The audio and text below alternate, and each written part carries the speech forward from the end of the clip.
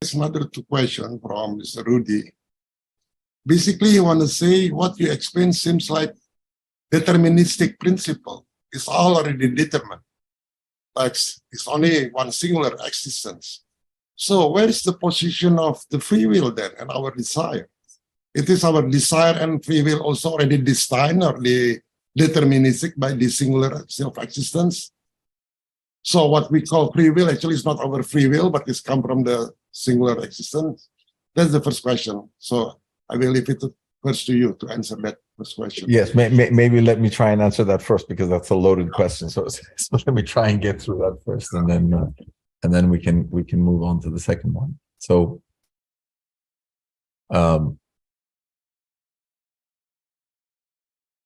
I think when you look at just how the human brain functions and all the things that we talked about before. Right? Yeah. So if we start with that singular cell where the sperm has met the egg, and there's that singular cell that has formed. That singular cell contains all the information about how tall you're going to be, the color of your hair, the shape of your eyes, the shape of your nose, the shape of your mouth. That singular cell has all the information of when it splits into two, what is going to occur, because some of those cells are eventually going to form your heart, your liver, your brain, your ears, your toes. All of that information about all the further splits, the billions and billions and billions of transactions that are going to occur, are already in that first little cell. How old, till what age you're going to live, which diseases you're going to have, all of that is in that little cell. Now, before we get to even the functioning of the brain, how much free will is there in that programming? No free will. When we come to the point of the brain, so we have all the, every time that, when we look at our fears, if we have a fear of heights, if we have a fear of, if we have claustrophobia, or if we have a fear of snakes, why do we have these? Because somewhere in our DNA, somebody has experienced something, and that fear has carried over as data, right, to us, and it exhibits itself. Now, if I don't address that fear, is that programming always going to continue to be there? So if I have a fear of snakes, and if I come to a fork in the road and there's a left turn and a right turn, and I know that there's a snake on the left side, am I not always going to go right? Where's the free will in that? If I have the data set that is going to be that is going to allow me to purify from that fear, I must already have that data set. Otherwise, the information is not going to help purify it from that fear. And if after 50 years old or 60 years old, I'm not going to have a fear of snakes. Why? Because I already have the data set. Where's the free will in that?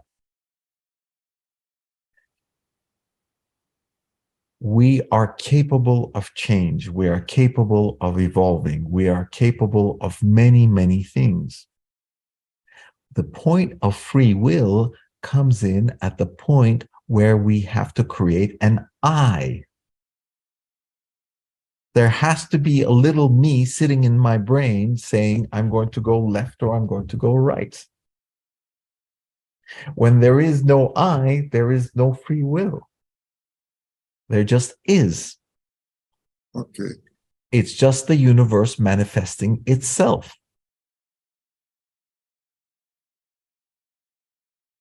Sorry, we have some background noise. So the concept, although seems restrictive, is actually magnificent, because it allows us to observe ourselves in act. It allows us to observe our own actions in bewilderment. it allows us to observe the creator in our own actions. Yeah. Okay. I hope this Yeah, answers. I think the second question already answered by the first explanation. So, but I wanted to continue a little bit more. So let's say this singular existence is already exists, right? It exists, it's not created. So what is the purpose to create us and have new experience through us? So if I say that singular existence is God the existential, can I also say that through us, this singular existence have his own process of evolution and become God the experiential? Because the God existential have no experiential. So actually, through us together, we are co-creator, he become God the experiential. What is the Sufism point of view of this? Well, from the point of Sufism, the reason we exist is for Allah to observe himself. That it is creation observing creation through itself. And what's the goal for that? Allah observing his creation.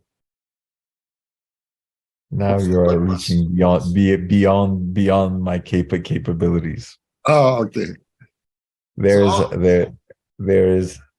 is a point of knowledge and questioning where I must defer to Allahu Alim. very good. Otherwise, it will only be speculation. Yeah, we already over for 4 minutes. So